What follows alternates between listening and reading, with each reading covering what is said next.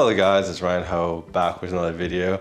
Today I want to talk about the i5 Pro iDSD signature. Now this DAC amp is one of the best I've ever heard. And this device is really amazing because it's kind of unique in the sense that it has 3 amplifiers in one. Essentially it has a solid state, which is kind of like this matrix. It has the most detail and resolution of the 3 amplifiers. Then it has a tube mode, which is kind of more like harmonically rich. It kind of doesn't emphasize the treble as much. It's more rolled off there.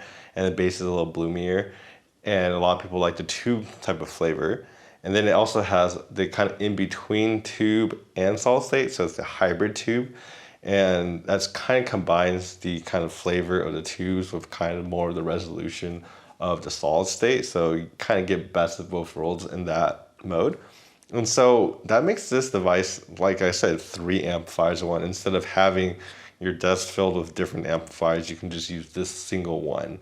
And it also comes with a DAC, right? So you basically just need this one device and it can play everything, which I find is quite amazing, especially for people who want to kind of change their listening experience. They don't want to kind of listen to the same thing all the time. They want to test out different things.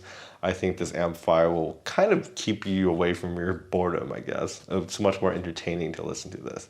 And the other thing that this has that also kind of changes the sound a little bit and helps to kind of tune the sound the way you want to listen to it is that it actually has different filters that it has, and they kind of make a noticeable difference. So it has a bit perfect mode, which essentially sounds like a little bit more warmer, like less treble emphasized mode. And then it has the transient align filter, which to me is like the very neutral, very just like detailed version of itself. So essentially you can choose between, like I said, the very detailed version or a slightly warmer characteristic. And you could combine that with the different amplifier types, solid state or tube, to really just fine tune a headphone. So like if you had a headphone that's like really bright, let's say like, I don't know, like HD800S, you could use the tube mode and then bit perfect to really just cut off a lot of that treble emphasis and make it a little bit more manageable. So I think that's a cool thing that this amplifier can do. But you can also just, like I said, just change the way you listen to. Someday you can listen to whichever filter, whichever tube or solid state you want, and the next day you can just change it up. So I think that's what makes this device just very, very versatile. Now, let's talk about the actual other cool features this has, because it has a lot of them. So the cool feature this has is it has an analog dial, but it actually has this like digital thing that moves the dial. So when you close your device, it actually remembers where it was, but it will reset your dial to 0.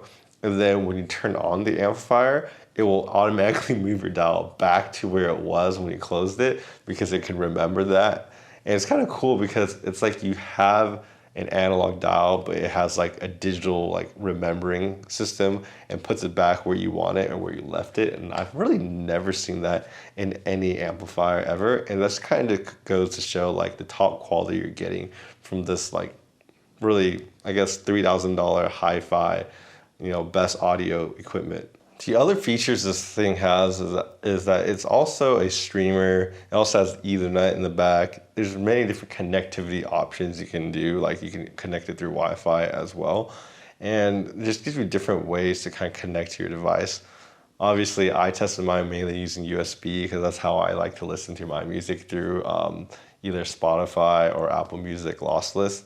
But you can even use AirPlay with this device, giving it even more kind of options on how to use it. Now, I haven't even talked about the topology of this device. Like I said, it has a built-in DAC as well as the 3 amplifiers. So this is a Class A amplifier, and that gives this kind of a lot of power when you need it.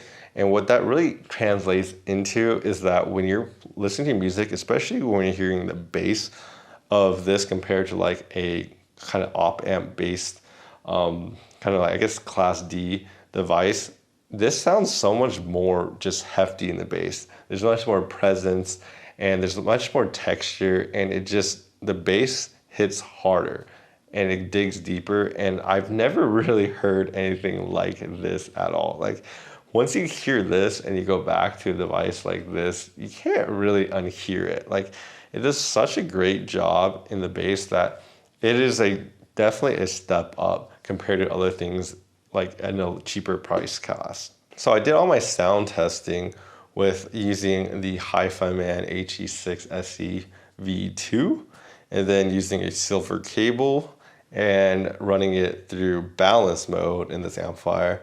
So this amplifier is a balanced amplifier as well, so it puts out a lot of power. In fact, this device puts out 4.2 watts of power into 16 ohms.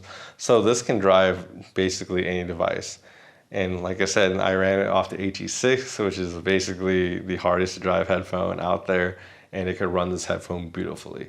In fact, this is the best I've ever heard the HE6 by far. I think at this point, like, I don't really want to hear this headphone on an amplifier that's not this, because this really brings out the bass of the HE6 and makes it not feel like the bass is like flat.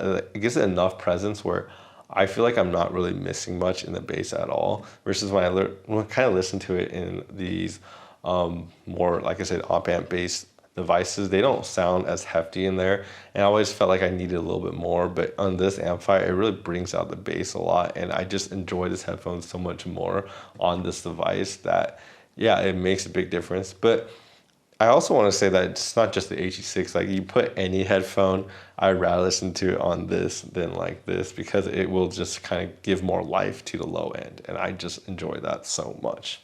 All right, let's take a closer look at this device. So we have the input, right? So you can change this I use a USB, but you can use your app, XLR, different ones available, right? And then the next mode right here, we have the filters. So you could use Bit Perfect, Bit Perfect Plus, Gibbs, apodizing, and then transient align. So there's different filters that you can use. I like to use transient align because I think that's the most detailed. And then down here we have the different amplifiers. So this is the tube mode. The middle one is the tube hybrid, and then on the very left is the solid state. Now moving over to the right side, we have the cool part about this thing actually is that it has a 1/4-inch adapter, so you can use that for most of your professional or bigger connections. But it also has a single-ended, so a normal 3.5 millimeter connection. So I actually like using that with like more common devices. I find it very convenient and cool that it has that in there. And then we have the gain switch over here, and then we have the balance port right here, which is 4.4 Pentagon balance, which is a very great connection. I don't like XLR, it's so big and hefty. I think the 4.4 Pentagon is just really cool. And of course over here we have that cool volume dial that kind of automatically adjusts itself. And on top of this device, you can see the tube that's inside the device. That's kind of glows, it's kind of cool. So on the back of this device, we have the standard like XLR ports, your RCAs, you have your USB ports, and yeah, there's a number of functions that you can use to connect to your device.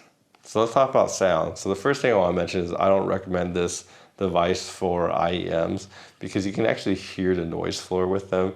I think it's because this amplifier is just really strong and it has 3 amps in it. It puts out 4 watts of power, so that's a lot. So yeah, I wouldn't use IEMs. I don't think it was made for IEMs. I think it's made for really kind of full-size headphones. But yeah, so the sound of this device, when I compared it to kind of my reference stack right now, which is the topping D90 SE with the topping A90, the difference I hear, like I said, is one, the bass is just way better, right? Like I said earlier.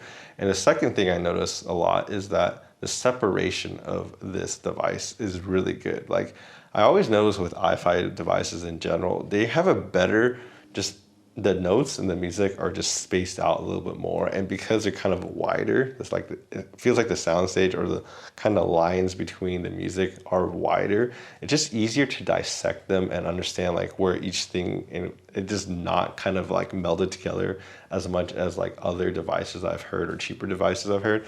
And I feel like that makes this device just more pleasant to listen to.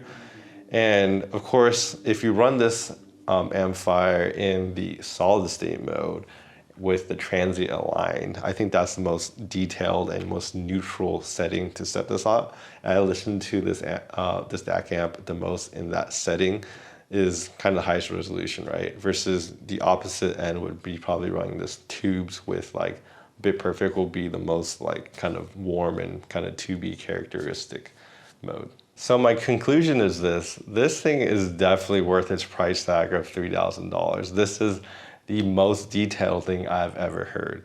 This thing does everything. It has just so much functionality all into this relatively small package on your desk. I think this is such a versatile device that I can easily recommend this. And this is easily the best iFi device I've ever heard. And honestly, after hearing this, I kind of want one too. So yeah. Anyways, I hope you guys enjoyed this video and I hope you guys found this helpful. And of course, I want to thank iFi for sending this device out for me to review.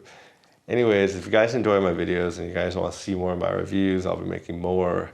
I think I have the topping D90 to SE to review as well and stuff like that. So you guys don't want to miss out on that. So please subscribe. And I will see you guys next time. Bye-bye.